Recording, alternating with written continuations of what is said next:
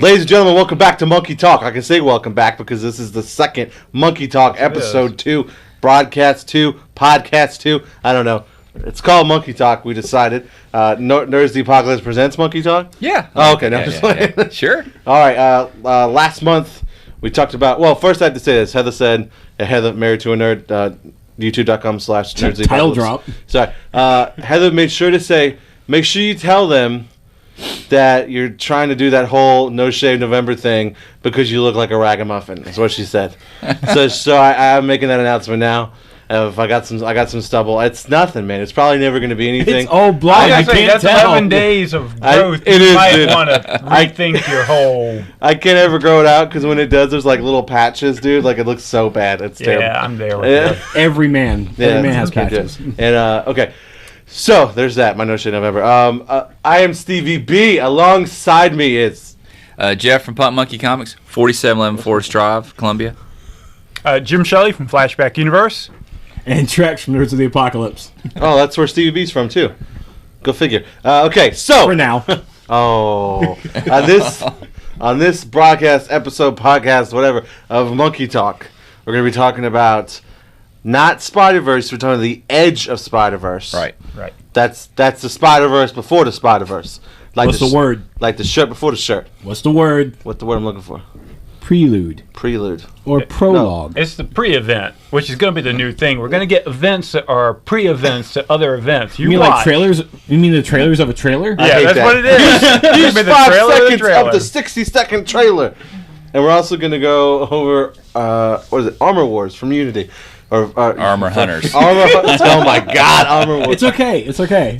Some of us didn't read it as well. Oh, I know. In 3 hours. I know. I read the entire. Like he gave me the entire event. I'd never picked up a Valiant book in my. I take that back. As a kid, somehow I have Harbinger 2099. I have one issue of that. I've never read it. Somehow I came across it as a kid. It's in my box. I don't know.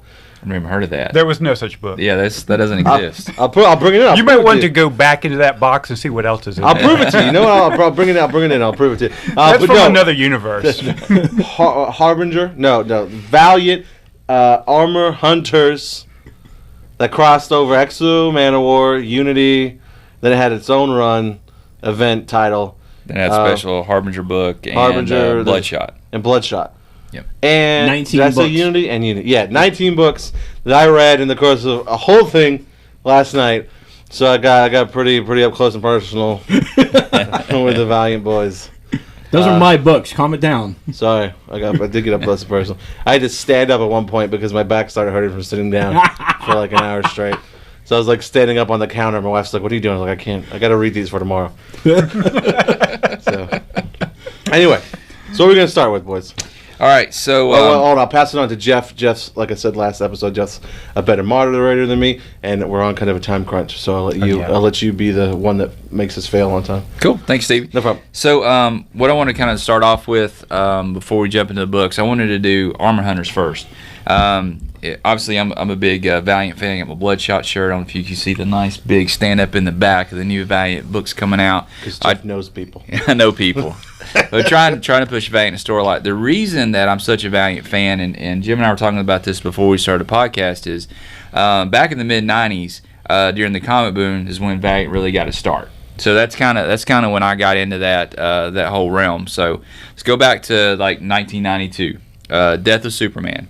You got the original Clone Saga with Spider-Man, which kind of leads into Spider-Verse a little bit too. I think we can talk about that in a few minutes with Ben Riley. But when you look at Valiant, they really launched their first run of books in '92 with Exo really as the spine of the universe. This is kind of what they built the entire universe off of.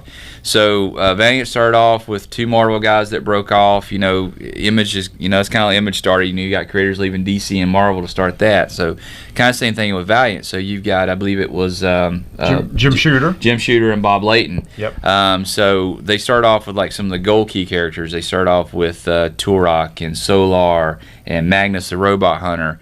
But then they start off with their own characters and start creating Exo, Bloodshot, Armorines. I mean, they had so many different books that came out. Harbinger. Ninjak. Ninjak. So the company really, it started off as 5% market share. It was a really small company for the first year, but it exploded and really rivaled Image for the number 3 spot in the comic landscape for a while. Really, kind of the downfall of Valiant in the mid '90s was the comic boom. They did a crossover with Image called Deathmate. Yep.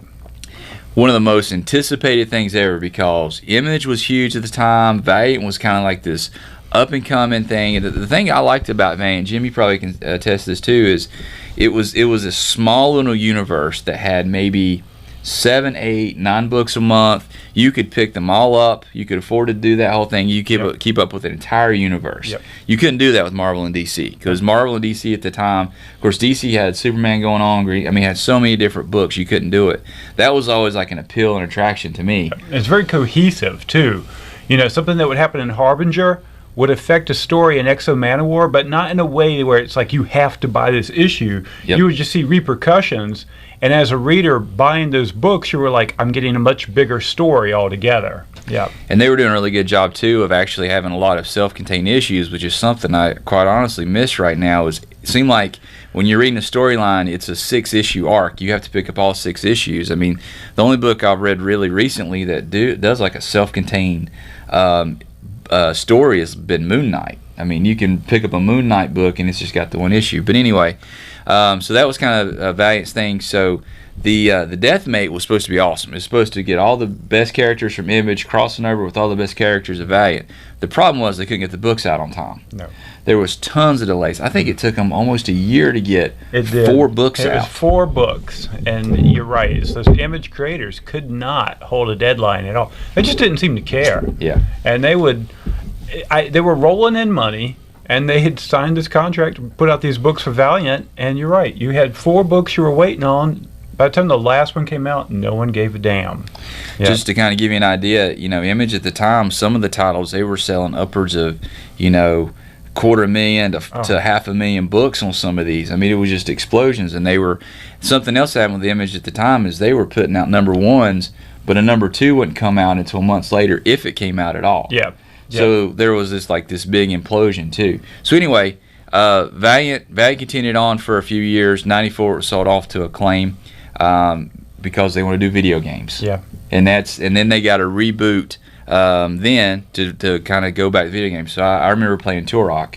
I looked up. I didn't know this, but there was an Exo Manowar Iron Man game team up where they fought villains. I've seen that on eBay. Yeah. Yes. Yeah. What? Yeah. Apparently it was like a PC PlayStation game. Yeah. Don't you want to play it now? I kind of want to check it out. That's crazy. But that's the reason. Day. That's the reason Acclaim, they probably could. That's the reason Acclaim bought them out, is because they saw video game possibilities there. And I don't know that they ever really capitalized on it. I think Turok was semi. Yeah, Turok has been fantastic. That's probably one of my favorite games to play. Yeah, exactly. I never knew it was an actual Valiant comic. I was joking. Turok 64 on the Nintendo 64 was good. Yeah, that's the only one. That's about as far as it's gone. They released I remember. They released 2 for the Xbox 360. Oh, that's a shame. And they were not very good at all. Yeah. I'd rather play Dino Crisis. Yeah, Turok was a like I said, character from Gold Key. It's like a 60s book or whatever. Yeah. So they pull from that. And I'll be honest with you, the run that they had with Valiant, the original run, was fantastic too. Yes, it was. So that's kind of the history, a little bit of Valiant. But 2012 is when they relaunched with Exo Manowar. It's one of the reasons, quite honestly, I got back into comics and kind of spawned a store. Yeah, Yeah, it was 2 guys from college just graduated, and they just went. I was like, you know what, we like this. They liked the Valiant growing up, and so they just bought the rights and everything and came back with it. Yeah. Is that what that is? Mm-hmm. Where did they get their funding? I'm really. I've always wanted to ask Dinesh that. He's the CEO of Valiant. I've always wanted to ask him because I came from Valiant from my buddy Sean, and he's like, you need to read this, read it. I'm like, okay, I'll read it. Calm down. So I read it, loved it. Met Dinesh one time at Heroes Con. A great guy, and he was saying that they just bought the rights and everything and just went with it. So I don't even know how their funding went. But one of the things, over the years, I've found I've found tons of Valiant books in dollar bins. So it was pretty easy to build up the collection because they printed so many. and you know, we were talking before the podcast, Jim and I were, about how Image was really art driven and Valiant was really story driven. And that's something, if you want great stories, go back and pick up some of those old issues of Valiant. Man, they were so good. Yeah. So, all right, so leads into Armor Hunters. So, Exo Man of War, like I said, it's kind of been the spine of the universe. Do you want to go over the history a little bit, Jim, of Exo? I'll put you on the spot. I feel like I'm doing all the talking. Yeah. Okay. I have a feeling that Exo Man of War is one of those things that Jim Shooter came up with while he was at Marvel, that he probably wanted to do with Iron Man or something like that. And then when he got to Valiant, he really took, he took a lot of his better ideas and put them forward in Valiant. And the character of Exo Man of War is Eric. How do you say it? Eric. I just call him Eric. I call him Eric. Eric. Yeah. Eric. Who is this Viking warrior who finds a Visigoth, during the Roman times, who finds this alien armor that he becomes possessed by it. It grows around him, and he gets onto an alien spaceship where they're trying to capture the armor. And when he finally breaks free, he is in our modern times. And the coolest thing about the character is, because of his Visigoth background, he looks at things very differently when he approaches problems in life. And he's got this high advanced technology that he's in control of. Is he like, I'm going to wreck it? Like, is that... Kind of. Yeah, a lot of times he's so pragmatic in his approach to problems that it's like, that's kind of cool. And what it was really good was, at the time, you had a lot of heroes that were kind of like the Punisher, who were very direct in the way that they would approach problems. I just kill guys. But it came off so... There were so many of them that were like boring after a while. But with Eric, you had that same approach, but it was more authentic when he did it for some reason. I think it was, you were like, oh, okay, well, I can see that. Whereas with, who was it? The Dark Eagle, whatever his name was. Darkhawk? Darkhawk, yes, thank you. Yeah. That guy going around breaking spines, it didn't seem authentic. It was just trite. Yeah. It was so horrible. But if Exo Man of War had broken his spine, you'd be like, yep, needed breaking. And so that was the cool thing about that character. And you're right. He carried that universe in some ways, because that historical approach applied to Eternal Warrior, Archer and Armstrong. There was a lot of stuff where you saw, historical approaches to the stories where you weren't seeing that in like Marvel or DC. Yeah. Very cool, very cool. And I'm glad they made him the backbone for the relaunch. Yeah, he's in a way, he's almost kind of a bull in a china shop at sometimes. Yes. He's very reactionary, very, very emotional driven. He uses the suit in the beginning really as just a big sword that he swings, and whatever's in its path is in its path. Yes. And that's pretty much the way he approaches it. But, basically, the aliens, the Vaughn, they take Eric off of Earth, and a group of Visigoths to basically use them as slave labor on their ships. So they're going through space, and it seems like just a few years has really passed. By the time Eric bonds with the armor, he basically steals it on the ship, and because all the aliens from the Vine, they're trying to bond with it too, and it's rejecting. It's killing aliens. They can't bond with it. It's worship. They actually have like clerics, and they're basically praying to this armor or whatever, and trying to get the other aliens to bond with it. Nobody's able to, so Eric bonds with it, and they see it as like blasphemy. But eventually he escapes. When he comes back to Earth, it's like 1,600 years later. And basically what's happened is they were moving at some sort of warped light speed where there's only a few years passed, but on Earth, all this time has passed, so he's in modern day. So Exo... So it's like that movie that's out in theaters right now. Which one? Except good. No, Interstellar is fantastic. And it's just like Interstellar. That's kind of the basis of Interstellar. Like, spoilers. If they go on, Don't give spoilers. it's not a big spoiler, but like they have to go on these planets, and it's like, well, if you go to this planet and you're there for an hour, you're going to be gone for 27 years Earth time. No, it was originally 7. So, sorry, that's right. 7 years Earth time. So you spend an hour, 7 years, and it's just like I just can't wrap my brain around it. It's like it doesn't make any sense. And I left the guy on the ship, so like he's just like, I'm waiting for you. Like, so I don't know. It's so I guess it's kind of like that a little bit. Mm-hmm. So when Eric comes back to Earth, he basically is going back to where his roots were. He's going back to his home. Well, obviously we're in the future, so his home's no longer there. But he's the most powerful weapon on Earth. So of course everybody wants to have him on their side. So that's kind of where it spawns out unity, because eventually they figure out we've got to take this guy down. He's too powerful. So they send out Eternal Warrior and Ninjak to take him down. Bloodshot gets in there at some point too, to try to take him down. Well, eventually, Eric joins up with them.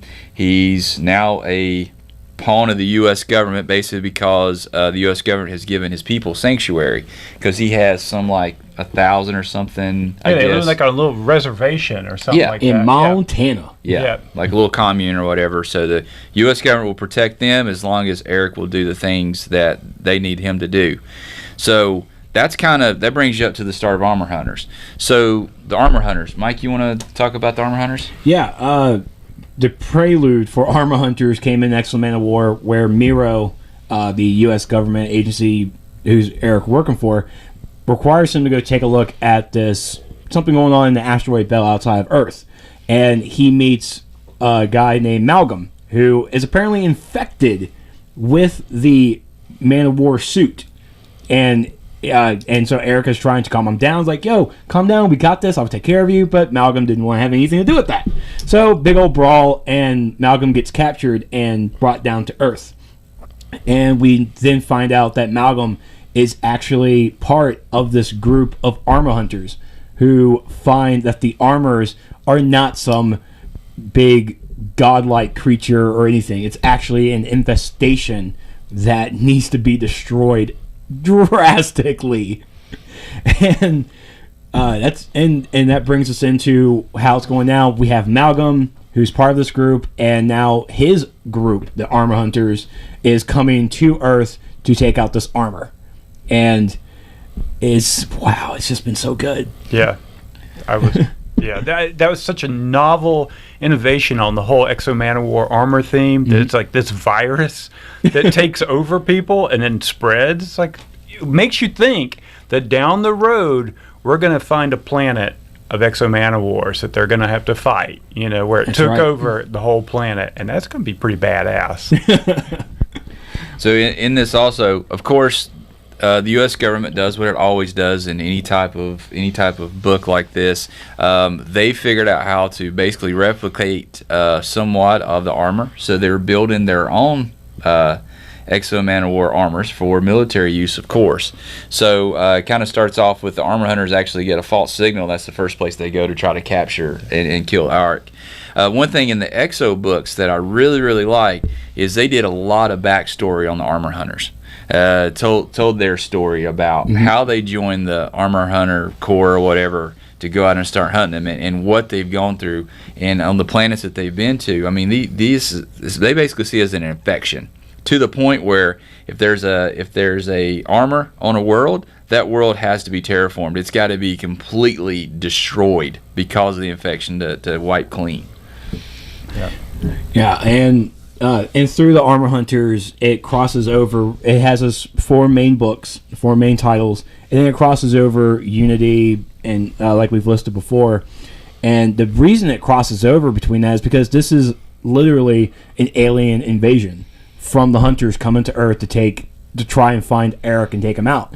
And everywhere that Eric has been in the suit, the Hunters go to take care of. London, Paris, United States, all over the world. And so we have to bring in Bloodshot.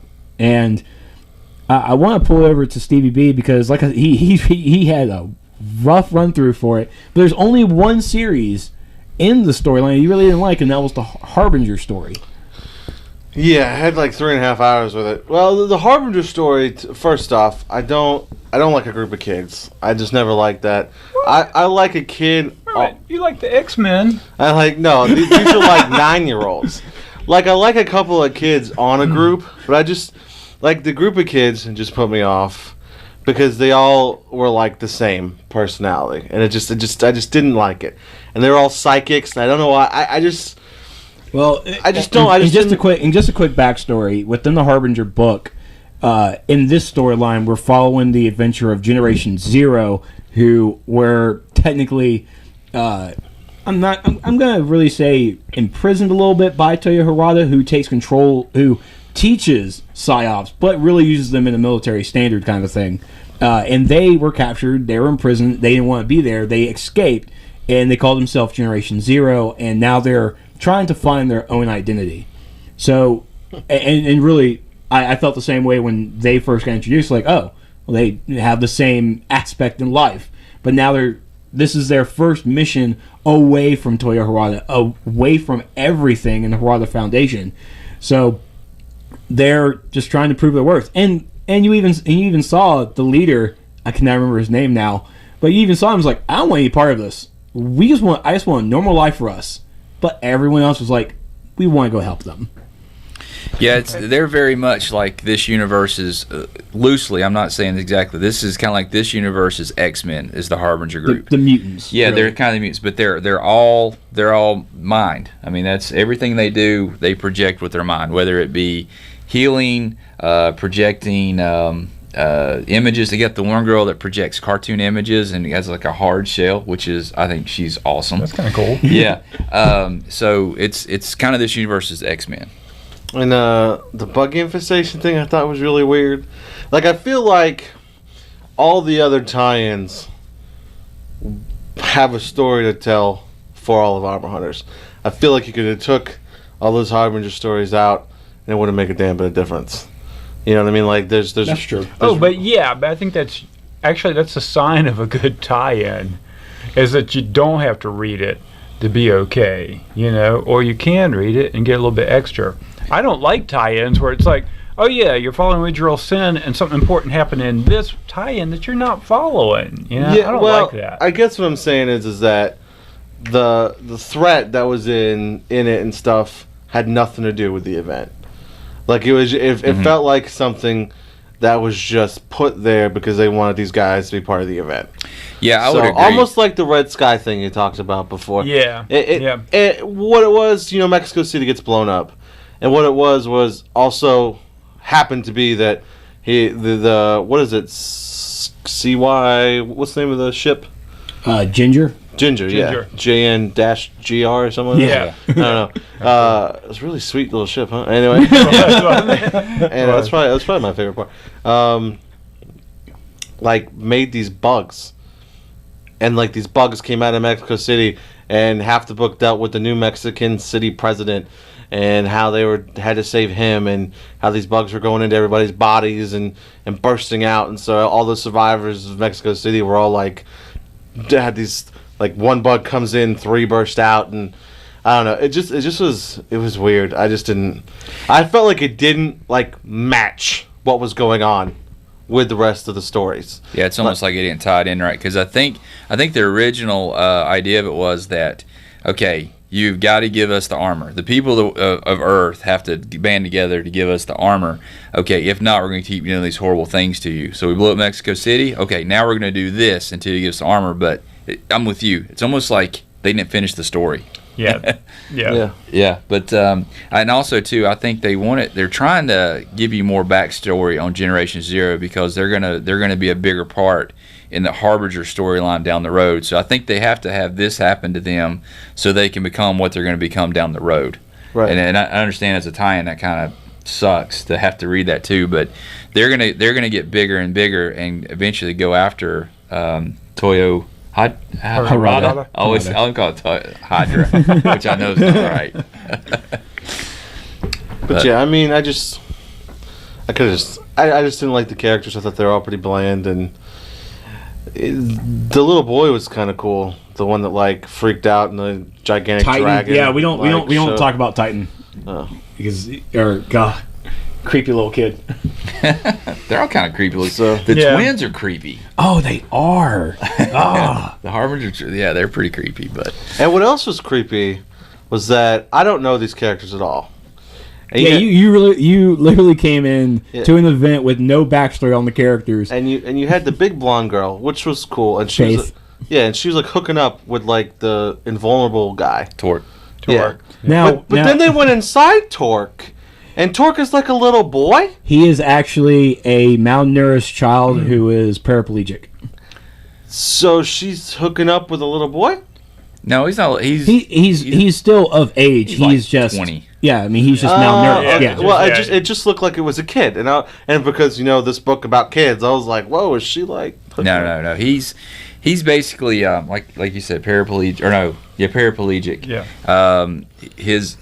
What he projects is that big rough exterior. Okay. And so they've kind of been an item for the last year or so in the comics. So I want to say in the original Harbinger there was some sort of weird thing about Torque, wasn't there? I did not read a lot of the Harbinger from the original series. There was something kind of weird like that with Torque as well. Something where people are like, it kind of crosses the line, but I can't remember what it was now. But I think his father was Magnus Robot Fighter. That was the other thing, and it was like, wait a minute. If that's his father, then that means his mom was like, yeah. So there was some craziness. Yeah, they did some crazy things back in the 90s. You kind of bring up that again, but something I kind of hate about the Valiant universe is they're not going to have any of those gold key characters because they're all Dynamite owns all those now. So Dynamite has Turok and Solar and Magnus and all those titles. So we're not going to see them cross back into Valiant unless they do something with Dynamite, which is possible. Yeah. But honestly, I don't see it. The way they're building this universe, they're not going to have room for them. No, and in a way, it makes it cleaner because if they want to spin these things off into movies, then they don't have to worry about having to deal with the rights issue of like Solar, Man of the Atom, Annex of Man of War in the same book. Now it's all clean. These are the characters created by Valiant. They can make a movie with them. They're done. Yeah. So since this fresh into the Valiant universe reading this, I have a few thoughts. What's your thoughts? Okay, so first off, I really, really liked Man of War. It's definitely like the coolest character out of everybody. Yeah. And I like the idea of the suit being a parasite. Am I the only one that thought the armor hunters were like doing the right thing? Yeah. No, that's what was so good about it. Okay, there are times where you're like, no. Because they're like, we hate, like, because it's our planet. Don't eradicate our planet. And they're like, listen, this is what we do. Like we have to, because this stuff is bad. They're just doing their job. And so I felt bad for them. I was like, man. But then at the end, it was you felt like they killed everybody. They're like, no, we only killed these two. These other two were kind of like elsewhere. So they'll show up again. But I really liked Shield and Mara Hill. Those were good characters. Oh, I mean, when she got a love boat and it's a girl with short brown hair, default to Mara Hill and Shield. Come on, Lady man. Colonel. Yeah. Lady Colonel. Yeah. Like, come on, man. That's but she's actually better than Mara Hill. She has a lot more personality, I thought. I enjoyed that character. Yeah. And, sorry. I had a brain fart. There's one more thing. Bloodshot. Wolverine. But that was kind of the point back in the 90s.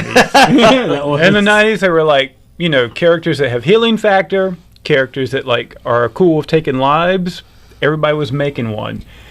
But reading Bloodshot now, that character is cooler than the Punisher is now. It's a more interesting character. They did some stuff with the way they mind wiped him and re-imaged memories on him and stuff like that. Who else got mind wiped?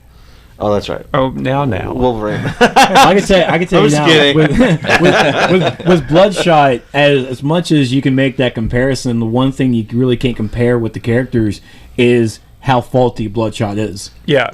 Because Wolverine can just go all day, all night. With Bloodshot, he has a weakness. He has to have the protein. I mean, he can get shot up and all, but he's not going to grow back instantly. Yeah, he actually has to regenerate. Yeah, he has to like eat a cow Ooh. in Yeah. order to. And he does Get in the one of the protein. earlier issues of Yeah. Flashback, which is awesome. And, and that's cool. I remember when Mike Barron took over the Flash, and the first thing he did with the Flash, when it was Wally West, like first issue, he was like, Flash is going to consume a lot of calories. If he's going to run across America, the first thing he's going to do is hit a hamburger stand afterwards and eat 1,000 hamburgers. That makes sense. That's how it would work. They've been doing And that.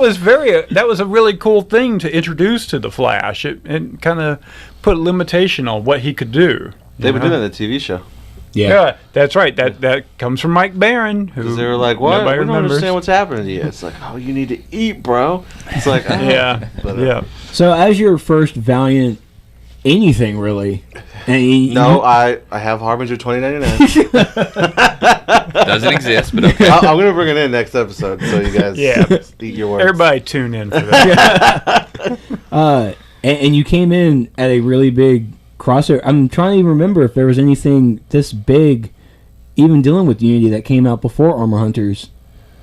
Well, Unity was their big crossover, their first one, and then really this is the next one. So, I guess this is the second biggest one. Unity, I think brought. I mean, like it event, brought. I guess it like brought the event wise. It brought everybody in. Yeah. I mean, you had more storyline from the other characters too.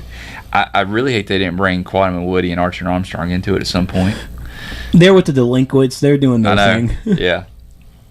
So Stevie B, what did you think of your first Valiant event? You want to rate them? You want to go ahead and rate them? Oh. Why don't you start off? What do you mean, like the characters? Oh, you mean Just the story overall. Like how do I? What do you mean by rate them? Like, what do you want me to rate? We always do like 5 stars or whatever you want. But I mean, what do we want to compare it to? Because this is like one big long story. Like even the Man of War books, other events? it's like compared Fear to itself.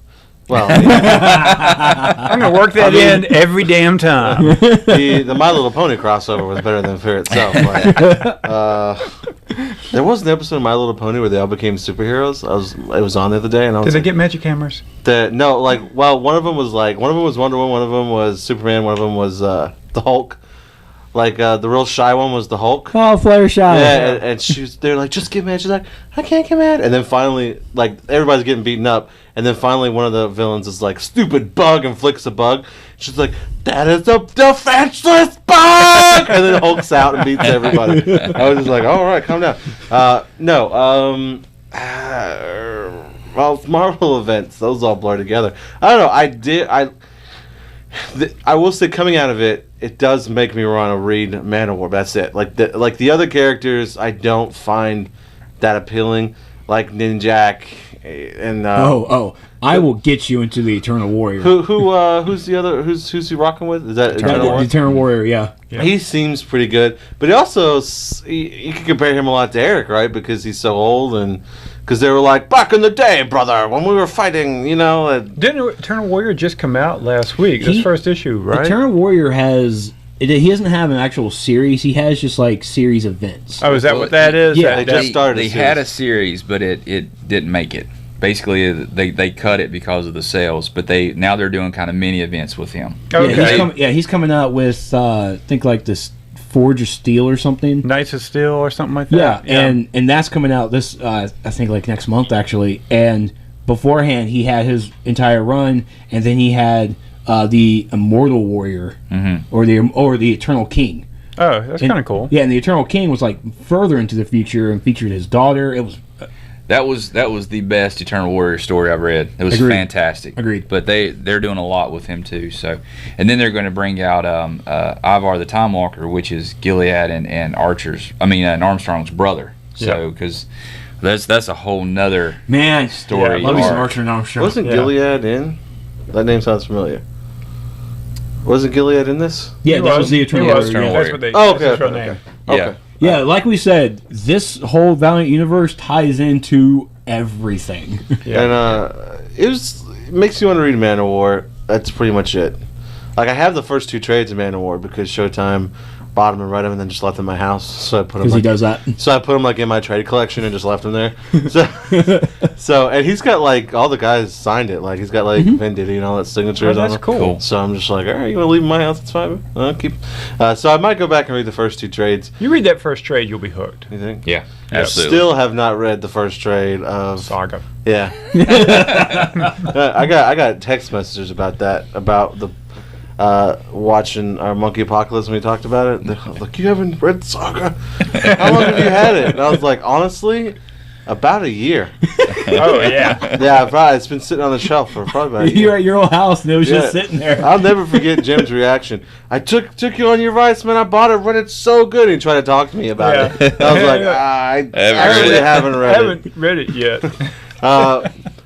So Mexico City gets blown up, which is cool, and I think I was like, I felt like one of those movie watchers where it's like, oh, you picked Mexico City because it was in the United States, but if they picked this city in the United States, it would have been like, oh, of course you're gonna blow up a city in the United States, New York City. Like so, we always blow up New York City. New York like, and LA. yeah, it's like what? So Mexico City is the city that doesn't matter.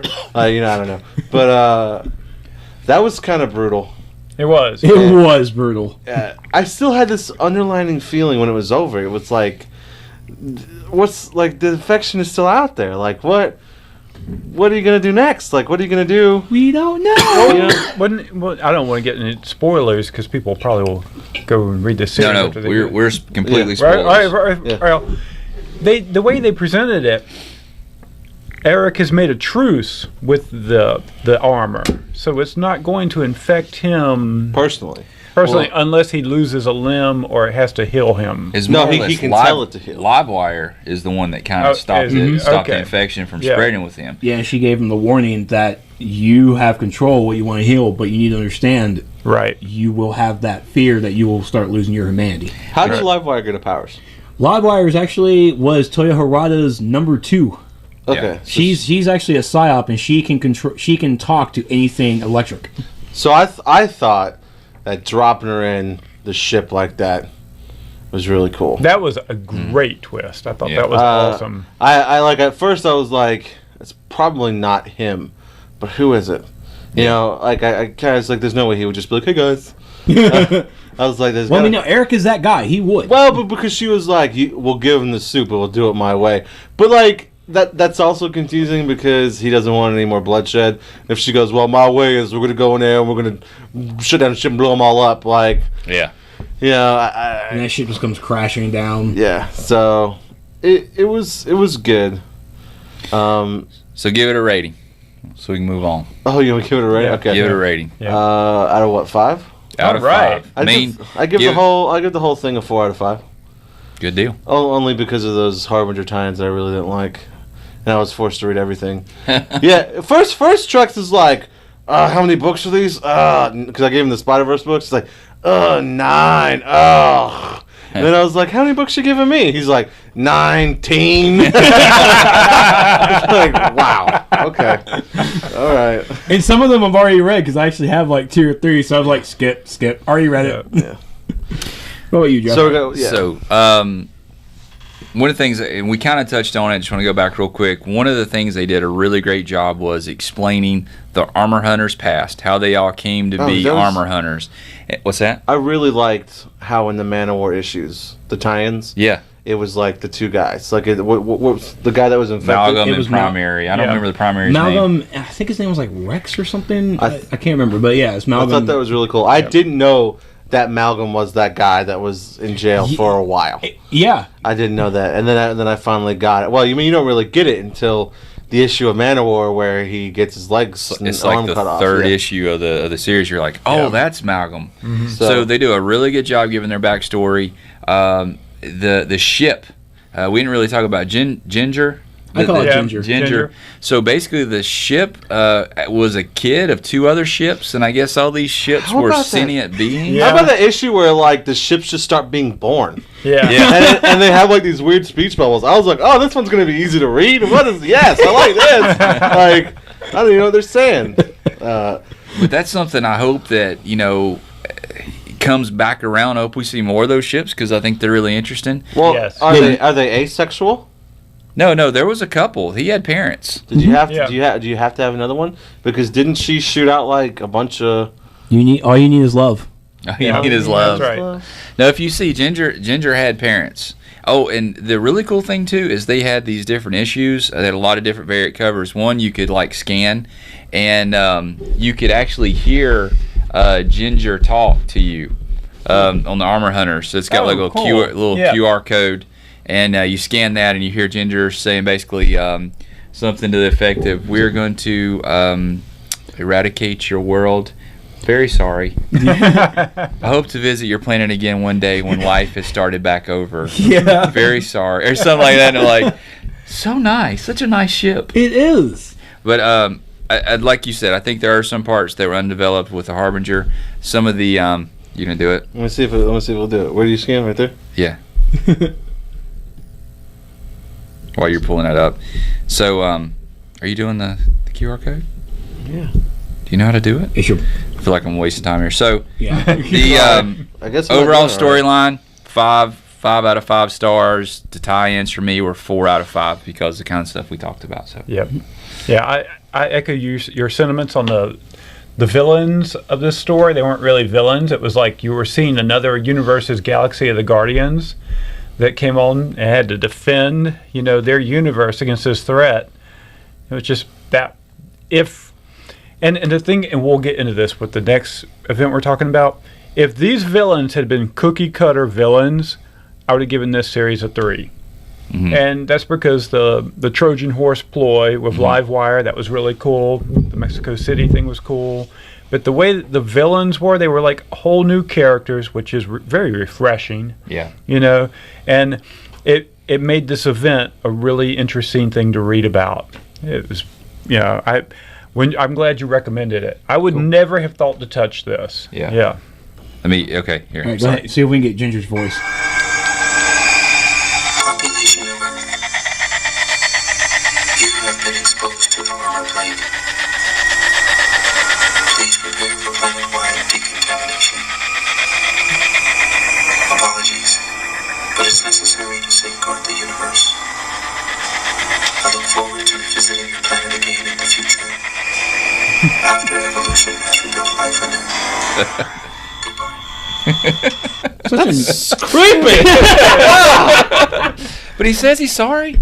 He's Sorry. apologies. That's like the start of every Queensryche album, isn't it? So for me, and because I am a big big Valiant fan, I do give it a 5 out of 5.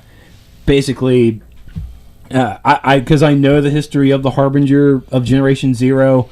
Because I think I'm caught up on everything Valiant, and so seeing these kids trying to do what they do and go into this thing just not really wanting to, and also a little something as well. I actually, when I was picking up the comics, I didn't get the main story because Really? no, because I put on my pull list, but every week I got it, I feel like I was reading all the tie-ins.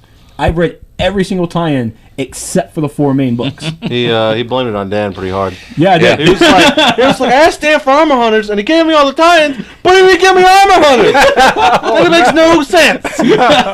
No sense. So Thanks, Dan. Hashtag Dan failed. That's what made me think.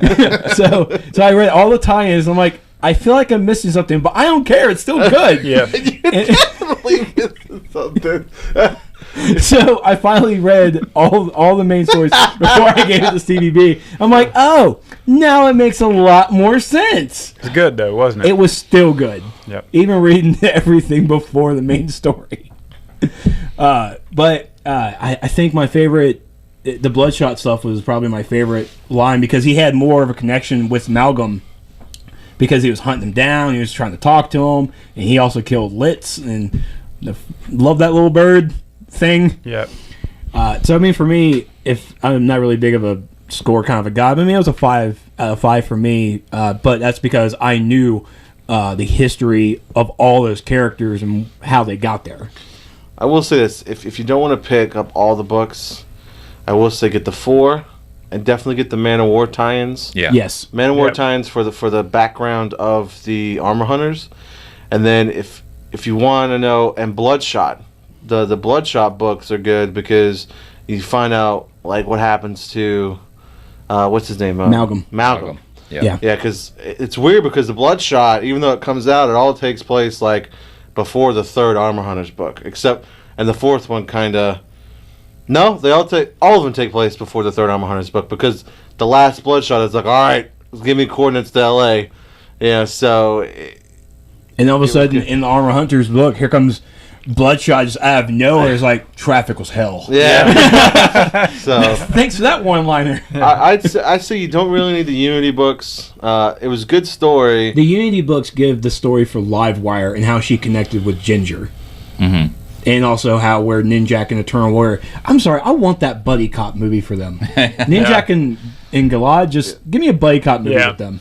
Those are good, but you don't really need it. You definitely don't need the Harbinger book. No, the Harbinger really can be its own separate story. Yeah. But if you want to learn what happened to the aftermath of Mexico City, then you would want to get it. Yeah, if you want to know about who the new president of Mexico is going to be, very important. Yeah. Who knows? It may be in the future. With Valiant. Who knows? But okay, yeah, I'll say that.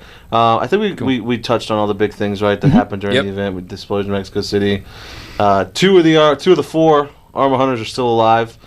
So we'll see what happens with those guys. Yeah, it's Quartz and the electric the one that phases. Harmony. The phase. Helix. She went into she went into like the power grid. So she's like she's not even captured. She's like fine and dandy, chilling somewhere. I would love to see an Armor Hunters book. A regular book that follows another group of Armor Hunters that eventually will get contacted and brought down here. Well, what would be cool is because now you like has there always been the feeling of there's more than one Man of War suit, or is this the first time you've been like, holy crap, there's hundreds of Man of War suits? For me, it was, I always thought Eric had that armor, and then the Armor Hunters came out. I was like, wait, there's other armors? Right. See, I think an Armor book would be good. An Armor Hunters book would be good with the Man of War suit, but not Eric. You have like other characters that he teaches to control the Man of War suit. Not just say and then you send them off, and so then you have like controllable Man of War suits versus uncontrollable Man of War suits. Well, coming in January, it is the Armorines. It's coming in January. So I just wrote Valiant. There you go. Send me a check, please. That was a cool After book they've back already in the done old it. days. Good job. I never heard of it, and so I'm coming into Valiant now, and but there we go. So enjoying it. So there's Armor Hunters from Valiant. Let's do an intermission. Oh no! Okay. All right, intermission. All right. So next series we're going to talk about is Edge of Spider-Verse. So I got to keep going back to like the mid-90s. No, that seems to be where a lot of stuff is getting pulled from, and it's our theme here. So it kind of is, well. Yeah. So because like we're like the new hotness, and you guys are like whatever. Oh, hold up. I want to make sure he said that, not me. So we're like Men in Black. So Spider-Verse is basically we've got these.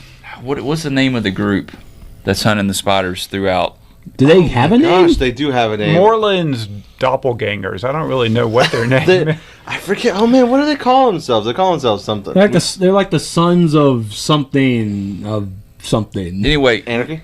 We've got these, for lack of a better term, hunters that go throughout time and different dimensions and different versions of Earth to take the essence of spiders.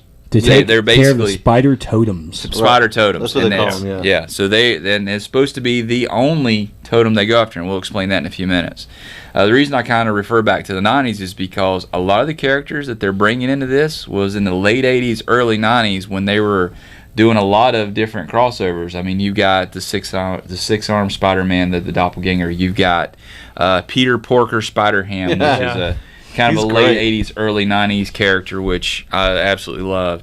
You've got Kane. You got Kane. You've got Ben Reilly coming in. Yep. So you've got some of those characters coming. This is every spider ever conceived, ever done, every what if issue. And then some. And then some. Yep. So for me, I stopped reading Spider-Man during the original Clone Ben saga because it was so big, and it just got to be too many books for me. I went with Valiant. It's kind of funny we're talking about this today, but this has kind of brought me back in. Right, I thought I was out, and they brought me back in. It's been for me fantastic. So, I guess just kind of go around the table, kind of get some initial thoughts on it, Mike. Well, for me, the only Clone Saga I remember is the Gwen Stacy. She was like Carnage comeback of the Clone Saga during that time. But I've been a Spider-Man fan, and seeing it start off with Superior Spider-Man, which was a fantastic run. Why we didn't need Peter back. It's cool. It's cool. We didn't want him back. Doc was doing so good. Yeah. But with the Spider-Verse, you're crossing over multiple dimensions of different spiders, and the one thing I'm taking away from reading all 9 of the books was Billy Braddock of the Captain Britain Corps. Yeah. He's a Spider-Man, and I'm like, the Captain Britain Corps, yes! Because that's how old I am. And I'm only 29. I still remember the Captain Britain Corps. But that was probably my favorite story, just to see, because the Captain Britain Corps can actually look through their core of Captain Britons from across, I'm going to say multiverse, I don't care, it's not trademarked, throughout the multiverse of Marvel, and they watch over the multiverse. I do think that was great because he's like watching one of them do it. Yeah. He's like, oh, I feel you, guy, watching me. And he's like, turn off the monitor! Turn it off! Yeah, he's watching multiple spiders die, and it was one of the stories from that issue was, and you brought to my attention. Oh my gosh. Okay. Go ahead. Listen. It was the most creepy to me because it's like all of a sudden you hear him go, you were weak and your friends didn't put up much of a fight. And he just throws the Spider-Man to the side, and you're like, that Spider-Man costume looks a little familiar. And then cuts to the next panel, and there's Iceman dead and Firestar dead. Know. And I was like, so this is the inevitable fate of the 60s Spider-Man cartoon? Is they all get killed in his apartment? And that poor dog was just like... I was like, no, man. And I was like, and then you said his essence was weak. He was It's a like a long time panel. ago, man. Leave him alone. It's like a panel. Yeah. It's a good. Yeah. I was just like, oh, because see, that Spider-Man has a distinct mask. Yes, he does. So and I was like, oh no, why? You can't. I was like, I can't watch the cartoon anymore because I know how he dies. Yeah. Yeah. There's an end to that now. So the Edge of Spider-Verse channels over between 2 Superior Spider-Man. It kind of actually continues on from Superior Spider-Man because it was number 31 when it ended when Peter came back. Wow. It'd be interesting to see where they're going to go with that, though. Yeah, go ahead and go to the butthurt train because it's all right over here. Yeah. But so it actually continues on when Superior Spider-Man went into the future, into 2099, and it shows off what he's been doing on that side of the fence. And then it crosses over. It has its, 4 or 5 actual main books? Was it 5 main books? Was it 5 books? it was Spider-Man 2099, Superior Spider-Man, then Amazing Spider-Man, then the 5 initial singular books of I Edge of thought you meant Spider-Verse. how many Edge of Spider-Verse there were. There are 5 of 5 of those. Yeah, 5 of the main issues. And the 5 main issues of Edge of Spider-Verse was just 5 different stories from other universes, which was really neat because also it brought in the best one of them all, the Gwen Stacy. Yeah, that book is like $25-$30 online right now. Yeah, for the I got mine first back print. and boarded. I told Mike when Trex when he picked it up. I said, "This book is worth $30. Yeah, Don't mess it up." yeah. Good deal. It's such a good. I mean, I think we've wanted Gwen Stacy, especially with the movie that came out this past year. It was kind of like a remembrance of Gwen Stacy and how well she was played in the movie. I mean, and then that book was so hot. I mean, it sold out that day, that morning, pretty quickly. I mean, everybody was coming in to get that. And I know we had a debate about is Deadpool and Hawkeye Zero the first appearance of Spider-Gwen. It is, from the internet, it seems like it's not considered the first appearance. Yeah. Because you can buy those for a few dollars. you cannot buy Edge of Spider-Verse 2 for a few dollars. No. So- And what he's talking about is in they're like at a Comic-Con or something, Yeah. and in one panel it's got the new Thor, which we still don't know who she is, and Gwen Stacy, the spy in their costumes walking through a crowd. It's just kind of a nice little. It's a cool little nod. I will give it a few years, and people are in the internet will revert itself and actually say that was the first appearance. Well, but I think it's up in the air because it's like those are clearly like cosplayers in costumes. So it's like, do the cosplayer costumes count as the first appearance, or does the character count? See, I think that's what's going to keep it down because there's nothing that actually says that's who they are. Mm-hmm. You know, if they had like a conversation between each other, boom, it would be defined. It's just a nice little nod. If Definitely. nothing It else. is. Oh, yeah. Yes, Yeah. it is. It's fun. So, what else are you going to go? Spider-Verse. Well, you want to talk about our favorite issues of the Edge of Spider-Verse? Yeah, let's do that. You go first. I have to say, man, the horror movie, Man. Oh, like, Really?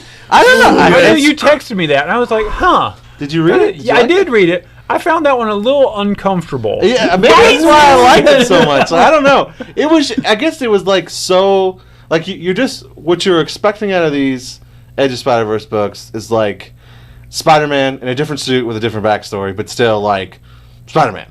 That's not what you got with that one. No. Spider-Man is a villain who He's not a who villain. is He's just a creepy, creepy guy. who gets abused by his Uncle Ben. Uncle Ted. Uncle Ted, excuse me. Yeah, and Mary Jane cries for him because he can hear him getting beat every night, and then he gets bitten by the spider, and it turns him into a gigantic like monster, and he kills his Uncle Ted, and like, well, he doesn't even really kill him. I think at the end It's more or less a torture. he's strung up and like he's slowly killing him. Yeah. And he's got a couple other people in there, and he's like, "Oh, Mary Jane, I'm coming for you." Oh yeah, he's torturing It's ants. creepy. He's torturing Yeah. cats. It's And then Mary Jane shows up, and that's the same time these guys that are stealing the essence show up, and they're like, "Oh, you're a big one." You're like his totem apparently is like huge, and it's like I needed. it's to not like drink the you. '60s Spider-Man, like. So it was, I don't know, man, and I thought I was gonna hate it. Yeah. And I put off reading it, and I read it, and I was like, "Wow, this is really." Yeah, good. we were talking about it that day, and I told you how good it was because it's kind of the throwback, and it's even got like the pulp kind of Tales from the Crypt. It does. Kind of, The look of it. 60s. Yeah. I don't know the writer Chapman. I'm just wondering, like what is his backstory? Because you got to imagine the people that wrote these are like, what if Spider-Man was this? Because that's really what these kind of end up being, Yeah, like I was little gonna what say, ifs. yeah, they're like little what ifs, but they're so good. You know, the what ifs in the past have like played off major events to the point where it's like, well, we don't care about that event anymore. That's not so good. Whereas the original what ifs, they said we'll take a pivotal moment in Marvel history and show you another view of it, and that's what they did with this, and it was so good. Yep. On paper, this is one of those events that I would not like.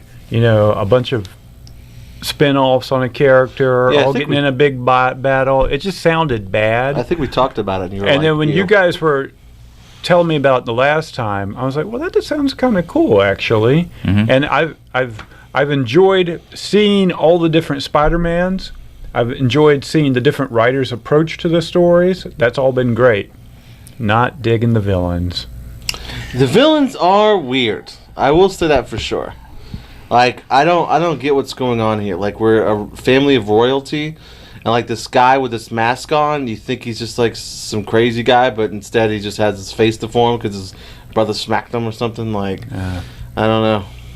You know, kind of compare and contrast a little bit, you know, looking at Armor Hunters, how well their villains were developed Yes. to the point where at the end of that story, you almost feel bad for them. You feel like they're not really do. the bad I guys. feel like they're doing the right thing. You know, You do. I need that kind of development in this story too. You do. Because I want to understand. That's what always makes villains good.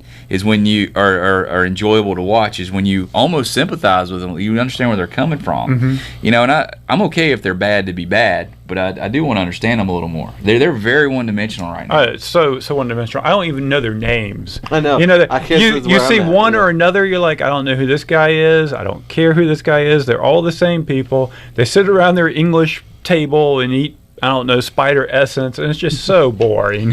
So the lead bad guy I'm just looking at is Moreland. which I have no idea who that is. He came around in the early 2000s when JMS Straczynski was working on the Spider-Man book. And it was kind of, when he was introduced very similar to this. He had this like English, Victorian look about him. Yeah, demeanor and everything. It was all very, kind of cool. And you were like, well, he seemed unbeatable. And Spider-Man was like up against the ropes up until the very bitter end. It's like, wow. And he referenced several times, I've beaten people like you before. And you're like, what is the deal on that? So it is cool that they have gone back and have used his storyline for this. The only problem is, I wish he was an interesting character, but when you take him and you spread him out across a whole family and make him the same, it's just like you said about Harbinger, you're like, I'm not that wild about this whole group. Yeah. Yeah, and they keep referencing, too, that he won't come to Earth 616 because that's where he died. I was just about to say that, yeah, like, they make a big thing where it's like, you can go anywhere, just don't go to 616. Yeah. It says that he was, he escaped from the realm of dead following being trapped there by Black Panther. So I guess that's how the original story arc ended. Okay. So I don't remember him escaping from the realm of the dead. But I don't know that they've told that story yet in this.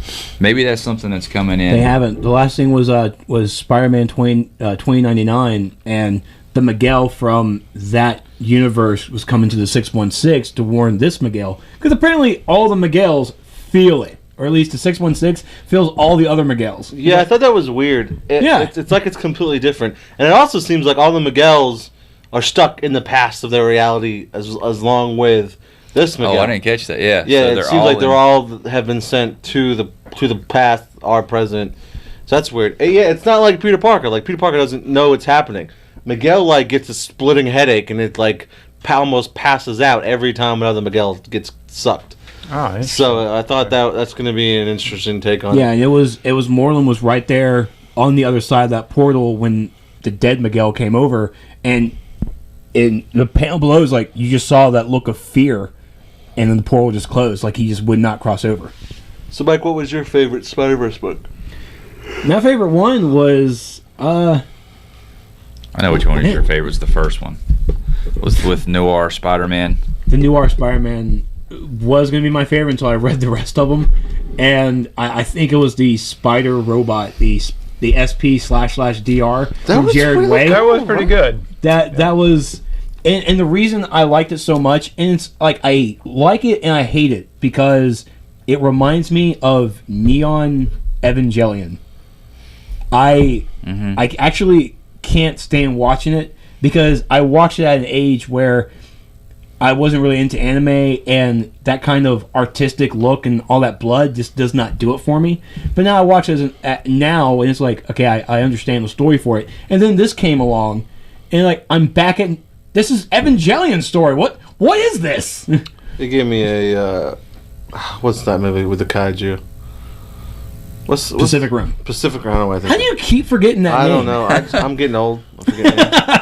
But yeah, it was that for me. I mean, Jared Way loved him as a singer for My Chemical Romance, and seeing his writing for the first time for Marvel, I really digged it. How it was it was actually Peter, or I don't remember even their name. No, let's see. God, what was her name? Something Parker.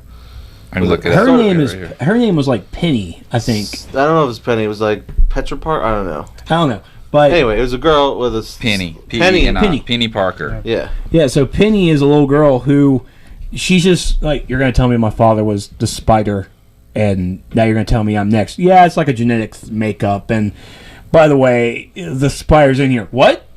Is it going to hurt? If you let it bite you. And I'm like, and now she's carrying around the Spider around here. It's like, what kind of thing is going on? I want more of this story. I thought it was cool because it's like, we're here to get Penny out of class. She's got to go save the city. And who picks her up out of class? Did you figure out who it was? Yeah, it was Daredevil. What was that? Yeah, Daredevil was like, let's go, Penny. We got to go kill these guys. All right. Go. And my favorite panel from that, they break into the warehouse, and the three people underneath, and I mentioned it to him, was the three characters from Ghost in the Shell. Oh, cool. Three members from Section 9. Oh, really? Yeah, I looked down because I saw her with the purple helmet. I'm like, that's Major. And that's the big guy with no eyes. What the hell is this? Are they bad guys in here? Yeah, That's neat. So, I mean, I hope Marvel lets Gerard write some more material for them, because I mean, I like his style. I mean, it's kind of a breath of fresh air when they get writers from outside of their wheelhouse to come in. You know, obviously, I mean, we all love Brad Meltzer. Of course, he's a different realm than Gerard Way, but we love it when he came in and wrote Identity Crisis. Yep. So when you bring people even from other mediums, I mean, he's not even really.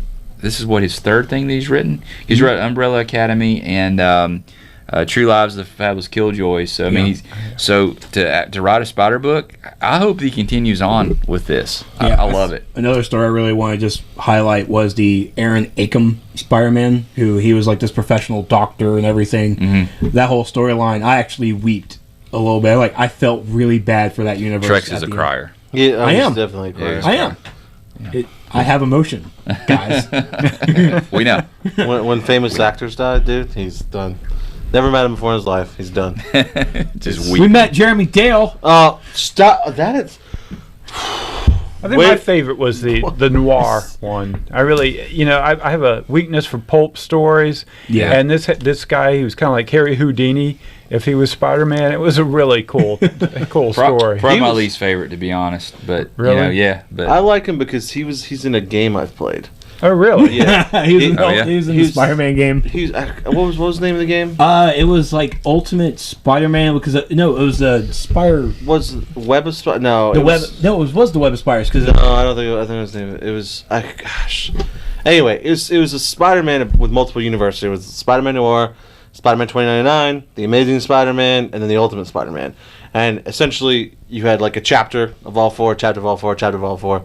And Spider-Man Noir played a lot like the Dark Knight games, the Arkham Asylum games, where you like spin around, you throw your web, and you kill people. It was a lot of fun, and the voice for it too was a throwback for me because my original Spider-Man was the '90s cartoon Spider-Man. That was my first introduction, Yeah. and he voiced that Spider-Man, that guy. Oh, okay. Who was, so I was just like, oh, sweet, and so it was pretty cool. He also does the voice for the game too, the Marvel game, the Marvel Heroes. yeah, Marvel Heroes. So I think that's really cool. Yeah, with Noir, I mean, Spider-Man Noir was actually one of my favorite books from back in the day because, I mean, he wasn't just like another guy with powers. I mean, he represented an aspect of the Spider, and he carried around guns. Not like web shooters. I mean, he was a crime fighter. He's the Dick closest. Tracy. He's the closest thing to the whole like spider totem term that makes sense because he got his powers from like an ancient like Artifact. artifact. Yeah, it's very pulp venture, origin. So I don't know if I necessarily like the term totems that they use. I just rather say we're gonna suck out the spider, the essence. But you notice they don't really use it for anybody or any other characters except for animal type characters, because I know they're on one world and basically all the superheroes are animals. They're there's like a body of animals around the place, and but they're the super. That's what evolved, I guess, on that planet or whatever. So he's just going to town like a buffet, taking the totems. But they don't really like the other characters. They don't.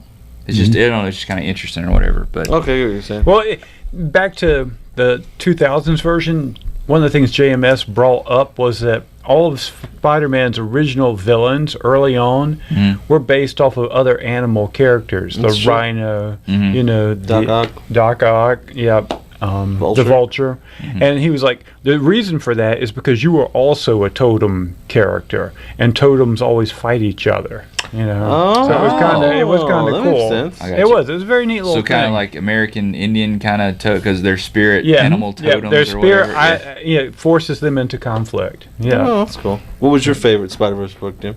The noir one, but I will say this about the Gwen Stacy one. Again, No, I think none of us picked Gwen Stacy because we didn't want to be that guy that picked well, Gwen Stacy. I'm not a huge fan of like taking, just slapping a superhero's identity onto a female character and going done, but yeah, exactly, because it doesn't really feel like you're advancing the female cause in any way, it's just more of a way to sell, I don't know, t-shirts or something. But it sold me. yeah, that's right. But but this wasn't bad. This was actually pretty cool. I don't like how Peter kills himself. I don't like that. Well, he didn't kill himself. Is he actually dead, or did he just become the lizard and now I think he became the lizard, and then after the fight and it doesn't really give that backstory too much, just a couple panels. But the way I got from it was he became the lizard, got defeated, and something went wrong with the mutagen. It was coming back, and he just died from it. Yeah, okay. I don't like that. I think that we should have done a legit gender swap, and Gwen and Peter date, and then something happened, the Goblin shows up and the Goblin kicks her butt. And he's like, I got your back. And he tries to defend her, and he tries to fist fight the Goblin, and then just the Goblin's like, get off of me, guy, and then dead. And then Gwen's like, no, I was knocked out, and you know what I mean? I think that would have been more of an impact. Instead, Peter's like, oh, it's my girlfriend. She's like a spider. I'm gonna try to be like a spider too. Oh, I'm a lizard. Oh, I can kill myself. Yeah. I just that whole aspect I don't like, but Isn't she supposed to be joining the 616? I think that's what they say. Yeah, she's taking over the Amazing. I think she's taking over 9. The Amazing Spider-Man title. She's going to be the Amazing Spider-Man. Yeah, but when they were coming up with that character, they didn't know she was going to be as popular as she was. That's true. So that's why that whole thing was a one-off. Yeah, that's true. Yeah, it'll be interesting what they actually do with her. What I want Marvel to be careful with is I don't want them to do what they did with DC did with Batgirl. To me, they made Batgirl too trendy, the newest Batgirl. Yeah, the newest Batgirl. I'm sorry, the new one just came out a month or so ago, where she's all about texting and going out and having drinks and can't fight the bad guys because she's hungover. It's this generation. And I understand it's this generation, and that's fine. But I think some of the popularity that the Gwen Stacy book got, if they turn her into that, they're gonna lose a lot of us because we're not going to read that. I get drunk, bang a dude, have a one-night stand, and then fight crime and with a hangover, and then tweet about it. Yeah, because I gotta like that. I think really you don't mind that it reflects younger aspects. The problem is it's very cliched in how it does it. Yeah. You're right. That's the problem. And I think it was because I read the first issue. I couldn't stand it. I think it was too much all at once. Yeah, right. It's like look, we are just like you, teenage girls. Because we do this and this and this and this and this and this and this. Yeah. If she had just gone out and was fighting with a hangover, if she was just like, come on, let's go out, girl, and she doesn't want to go out, and then she gotta go out and she has fun, and then she's like, oh, I knew I shouldn't have gone out, fighting crime with a hangover. That would have been different. But instead, she wakes up with a dude, and now she's got two. She leaves her kind of cool roommate, and then she's got these two just super, oh my god, girl, roommates, and it was too much for me all. And now she's going to college, and she's looked like she's dropped 5 years younger. Yeah, it's definitely a first episode of a CW show. Exactly, yeah, it's exactly what it's like. It's exactly what it was like, and it really put me off. And I don't want to be double standards. I mean, there's a lot of stuff happening in the book that I don't mind. I don't mind that she's in college. I don't mind that she went out and had to drink, did those things. But it was a little the way it was done. But anyway, back to this. I mean, they kind of make Gwen cool. I mean, she's in a band. I mean, she's kind of she's a hip chick and all that. So that's fine as long as they stick with that. I'm good with it. See, I think they did Gwen right. I think we did what we were talking about. They didn't do everything all at once. They're like, oh, she's a bit emo. She's in a band. That's how girls are nowadays. Oh, okay. Not all girls. How some girls are in this day and age. Right, yeah, backtrack. That's good. That's fine. She's not all the things all girls are nowadays. You know what I mean? They try to do a background. Because when you do that, it's like when they make back in the 70s or 80s, they'd make an Indian hero, and they're like, he's a shaman. And he lives on a reservation.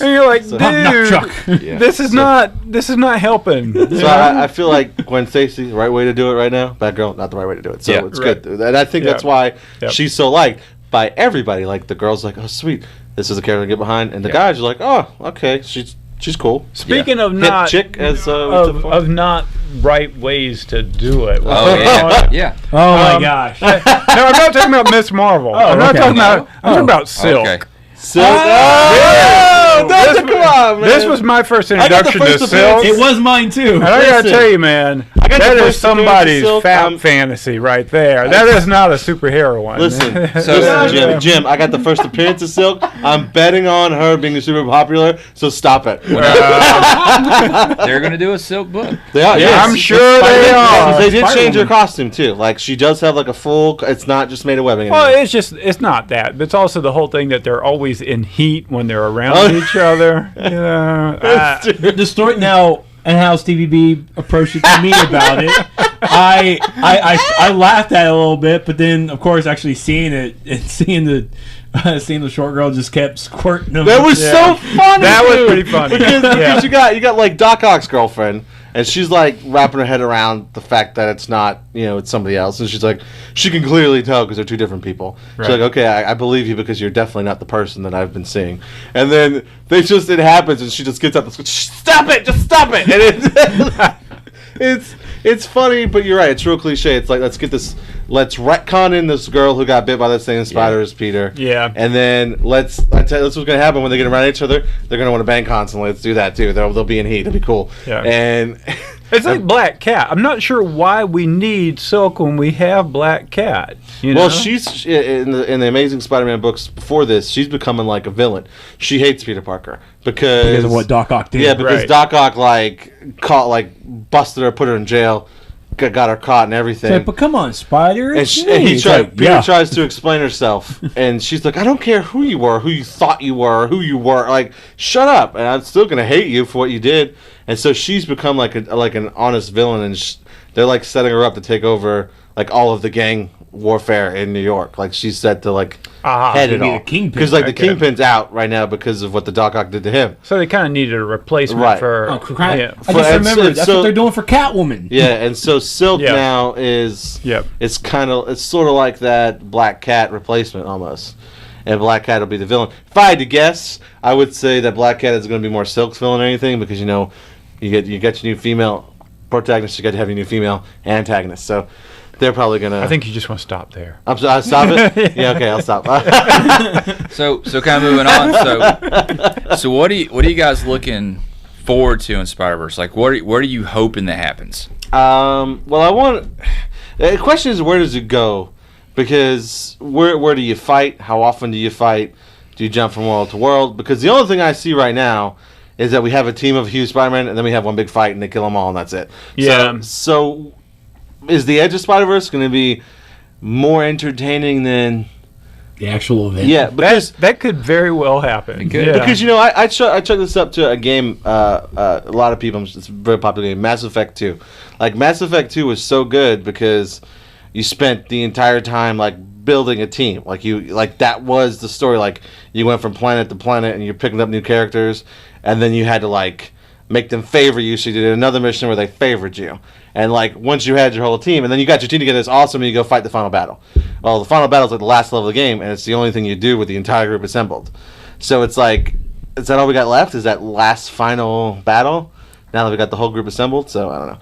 And do we just have like side characters assembled, or in Spider-Verse is he going to bring in like major? Well, I mean, we have a lot of big characters already there. The thing I'm looking forward to most is Amazing Spider-Man Peter Parker meeting Amazing Spider-Man Doc Ock, and having them conversate with each other, because that's about to happen. Because the Spider-Man from our current time is about to meet the one who got blasted to 2099. And that's kind of like a reverse way to get that Spider-Man here. We'll bring the 20, like we kind of did a shift. We'll bring the 29 Spider-Man here. We'll send Doc Ock back in the past to 2099, and then we'll have our Amazing Spider-Man now, and then they'll all meet up. So we kind of did a circle. That whole thing just sounds incredibly confusing. I was just going to It say, is. I sat here, tried very hard to understand it, and didn't get a good Okay, word. I'll try it again. Okay. So I got it. I followed it. Yeah. so we have Spider-Man 2099. You can diagram it. Can we just call him Miguel? We have Miguel, Okay. and he comes to the present. Okay. Okay, and then we take Doc Ock Spider-Man, and we send him to 2099. Okay. But then we bring him back. I All mean, right. he doesn't know what happens. Right. And then we have him come back as Peter Parker. And so now, because Doc Ock Spider-Man is one in 2099. He's like, okay, so that's the one in 2099 that can join the Spider-Verse. And then we have Peter that can join the Spider-Verse. Then we have Miguel, who, because he's in the present, he's not the same person as Peter Parker, so he can also join the Spider-Verse. Am I making more sense now? Do we need to get the board out? We've talked about this with the red string. I think we need to get that going. Like, I get it. It's in my head. But Right. Jeff, you get it? No, what I'm I curious understand. is, we know that Superior Spider-Man is a very popular character. Yes. What are they going to do after this is all wrapped up? Are they going to bring him back somehow? I mean, are we going to see a branch off and we continue to have Peter Parker and Doc Ock Spider-Man? I mean, that's going to have to happen the probably. thing they're kind of soliciting next, which is really weird too, is Peter Parker and Mary Jane back together with a baby. Like, what is does that spin out that's of part of it? that Secret Wars that's part of that thing. Secret Wars thing. Okay, Yeah. I got you. Summer 2015, yeah. Yeah. So that apparently is going to be one of the battle zones, which what are you going to do? Like, fight around Mary Jane giving birth? Like, I don't understand. like what's that going to be? I could see it maybe being like, because Spider. Can we talk about the Spider-Girl stuff? That was dark, dude. Wait, what Spider-Girl? Did you guys read the most? I think it was in the most recent issue of Amazing Spider-Man, where you had Spider-Girl join the fight. No. Oh, yeah. It was a side story. It was, yeah. Oh my gosh, that was so dark, dude. It was I dark. don't know It if I was. read it. It was in. What was it? In this? Yeah, Spider-Girl's Last Stand. Yeah, Spider-Girl's Last Yeah. Stand. Yeah, this Oh one. my gosh, man. It was another universe with another Spider-Girl. It was because they had a Spider-Girl book for a long time, right? And it ended a few Oh, years ago. it ran for 100 issues. And it was like an alternate future. Yep. And that's where the Spider-Girl comes from. And spoiler alert, everybody's dead.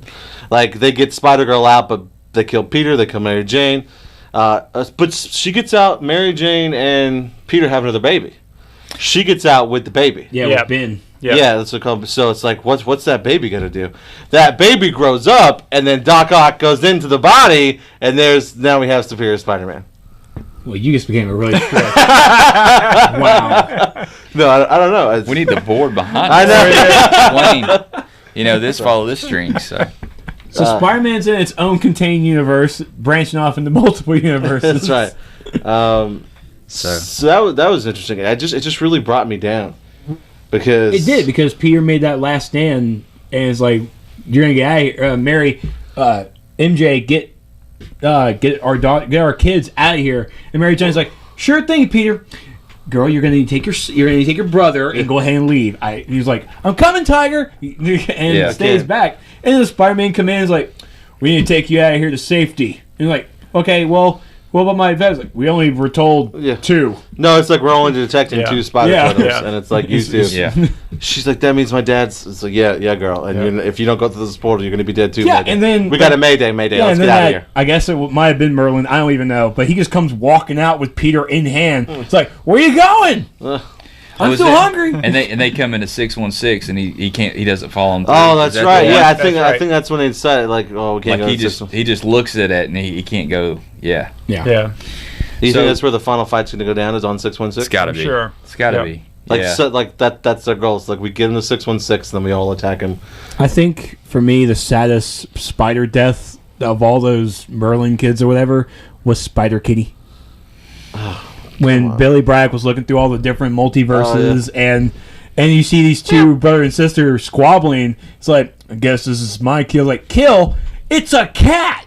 This is nothing. It's like, will you eat it already? Get it over with. That's right. So I hope you Kitty choke on Pride. it. Yeah. I was like, that's Spider Kitty. I do like Spider Monkey though. I thought that was kind Spider Monkey is pretty He cool. was so I hard, like dude. He Spider was Monkey. just like throwing stuff with his tail. Yeah. I was like, if I had to pick, one of these guys to roll with, it would probably be him. That's right. Spider Monkey. He's cool. legit. And it's because Spider Monkey. So Hats off to Dan Slott. He's really done an amazing job with the whole Spider-Man franchise. Well, For what, 4 years? and he takes so many, like, you're killing off Peter Parker. Oh, man. I'm gonna kill That you. Twitter feed was horrible. Yeah. I'm sure he talked about one time, like, a kid came up to him and he was like, can you please bring Peter Parker back? And like started crying.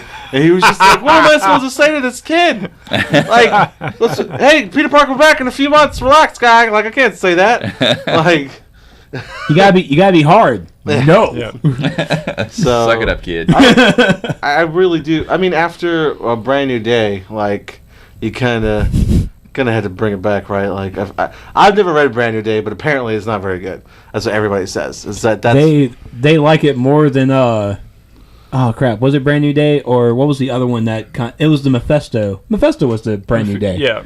There was one other one that no one. I was talking to someone and they really fell off on the Spider-Man because of that book. Maybe it was Brand New Day. That was like something else, like One More Day was the other. Or maybe it was Yeah. One New Day. Yeah, I don't know. I jumped on. I started reading like when I first started reading comics, like Amazing Spider-Man, something I always got, and I jumped on, and he was already working at the I forget the name of the company. And it's Alchemax now, but I don't remember what it was back then. And he Mary Jane and Mary Jane weren't together. He was with the cop. Yeah. I mean, if I remember correctly, wasn't Brand New Day the deal he made with Mephisto? It might have been after Civil War. To make everybody forget. Yeah, he was make Spider-Man. everybody forget. It's like, hey, remember the biggest deal in Civil War? Yeah, we're gonna erase that. Let's erase that. Forget it. Yeah, because he made a stupid decision. Yeah. The idiot. So. All right, so let's give it a rating. Mike or Trex? For Edge of Spider-Verse, I give it a 4. I give it a 4 out of 5. I'm trying to remember. Probably because of my disdain that I don't like Peter. I like Doc Ock better. Oh my god. Fair enough. Well, I mean, Doc is amazing. He was hard as nails. You're amazing. Yeah. He did, and thank you. And I like in the Amazing Spider-Man when he's talking to Doc's girlfriend. I do not remember her name. Where he's like, "Well, look, Doc did things pretty efficiently. Yeah. It might have been not good, Yeah. but he did it efficiently. Where listen to the police banner. We got a jewelry thief. Wait. Yeah. False alarm. Like, oh, he's on fire. Oh, the fire truck's already there. He's like, see, they can handle this. Oh, there's a break-in over armored car over from some genetic thing, and he's like, well, that was worth waste of time. And he just jumps out the window. So I think Peter readjusting is going to be pretty neat to see. I always like the idea of Doc's spider bots, man. Those were a good idea. They were a good idea. They detect the city, and they called the cops for people. They were always around, and they called the cops, so he didn't have to do anything, and the cops handled the minor stuff. Like, it was...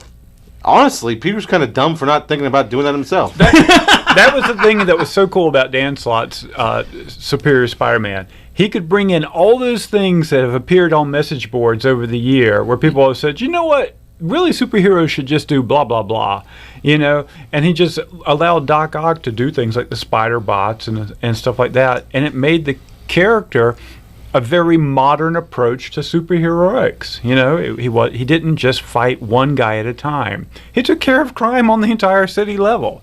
Very cool. Yeah.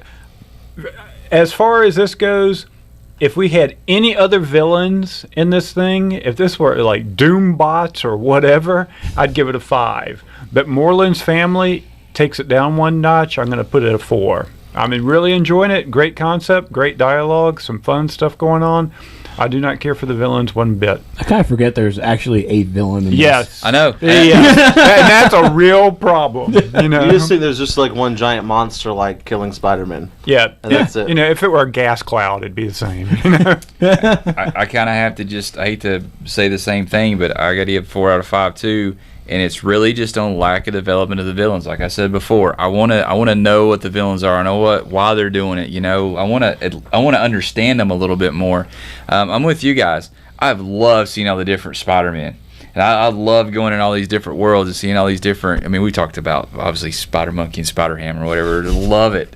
So good. Don't really like the backstory with Miss Marvel. I don't know. I'm not a big fan of... She's an Inhuman, and we're trying to replace Inhuman with X-Men right now on Marvel. Yeah. So let's just leave it at that. Yeah. The one thing that I will give credit for as well, because as soon as I saw the cover with Miss Marvel on it, and it's the new Miss Marvel, one, she is apparently really in love with Miss Marvel and really into Spider-Man, just having that fan moment, just and apparently the elasticity is apparently like stage 1 of her development becoming like into what Miss Marvel is now. What we have was Captain Marvel.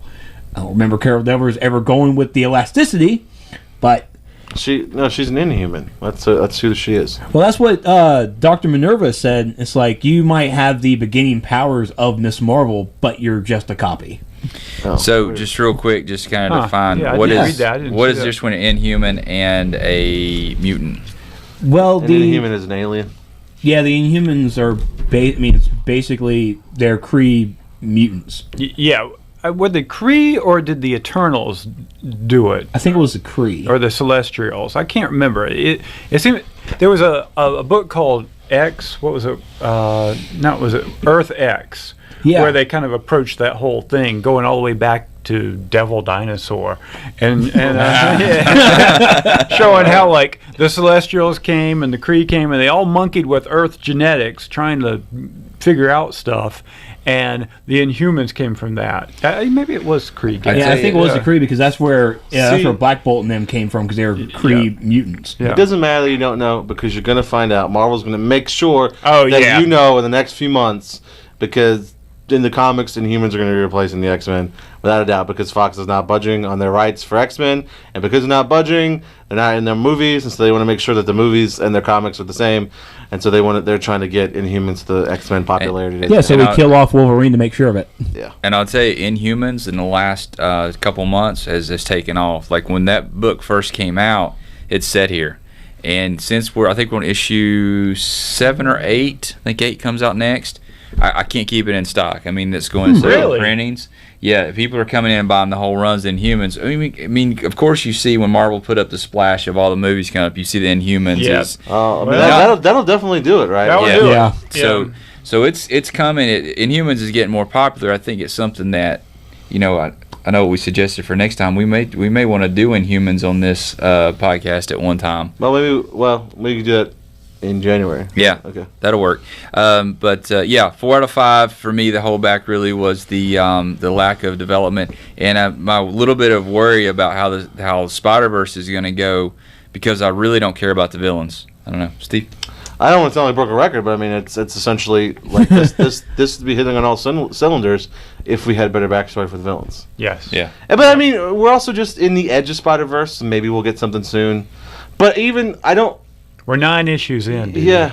Well, we're also. Well, the Edge is done now, and Yeah. now Yeah. Spider-Verse is officially started. but- Original but, Sin like- was like 37 books, so we're good. We're barely started. And I guess my biggest issue was that when the villains and they had that whole section on villains, I forget which issue it was. They had where you met the whole family. It just really pulls you out of what's going on. It does. Yeah. It because like It they're does. talking like because you think this is just some like monster and his motivation is just to like my goal is to be the most powerful being in the entire multiverse by sucking every Spider-Man in existence, and that's what I'm gonna do, and that's my goal, and that's how I roll, son. And it just when you meet, it's like a family, and they're bickering, and you made Daddy mad, so here's a mask. Yeah, they're like spoiled yeah. kids. yeah, and They're it's spoiled kids. and it's just like what? Okay. I know. And so it's got to go like the Spider-Man side of things, fantastic. It's like what all you guys said. But when you met them, I was just like, what? Like I was at work, and I was like, what? Like I was like, what?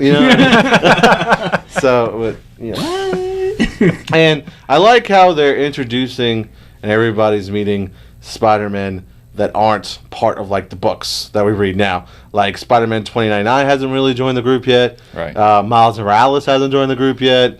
Holy crap! I really forgot about Miles. Yeah, Like, Miles I Morales was in there there yet? thinking about Scar- that while He we were talking, shows like, up at the very end. Yeah, Scarlet Spider hasn't shown up yet. Yep. Like none of the ones that we read now are really part of the group. It's all been like stuff we thrown in. So I thought that was cool. And, I mean, there's enough Spider-Man to go around, right? So, and how does that work? Like, because like Scarlet Spider, they're all clones of Peter Parker. So, like, how would that work for them with totems and stuff? Like, you know what I mean? Like, are they considered a totem, or is that how it's going to be? Like, how they get into beat 'em? Like, the clones of Peter are like not shown as totems, so like they're able to like sneak in because those guys can sense. But they saw so- Kane. Remember? That's why they did see Kane. They you're see right. Kane. So, but it's going to be great, and I hope. Cool. Did you give it a rating? 4 or 5. Like, 4 or 5. Just so you guys. And like I said, the villains were better.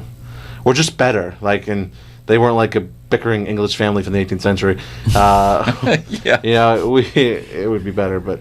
Man, if it were like just a whole family of Craven the Hunters, That's true. and it would be better. And it just, you know? it just because it took me out of what was going on, I'll get a 4 to 5. But it's not enough to turn me off of Spider-Verse without a doubt. So I think we all agree both series are definite go buys, go pick up. Yep. If your Even friends have them, borrow. I mean, these guys switched Edge of Spider-Verse and Valiant and traded back and forth. So go pick up these. yeah, even if you haven't read, I mean, I've never read Valiant before, and we gave suggestions on if you have a tight budget to what books you definitely have to read and ones you can avoid if you can't afford them. So Yeah, as far as Spider-Verse goes, you really need to read all of them. I mean, even the lead up to the Spider-Verse books, they're so good. I mean, all of them are. Yeah, So, I really have to say you really need to gonna be hard read not Edge of to. Spider-Verse before you actually read Spider-Verse #1. Yeah, at least, Yeah. at the very least, the 2 Superior Spider-Man issues. yeah, Yeah. I Yeah. mean, all the other books are kind of like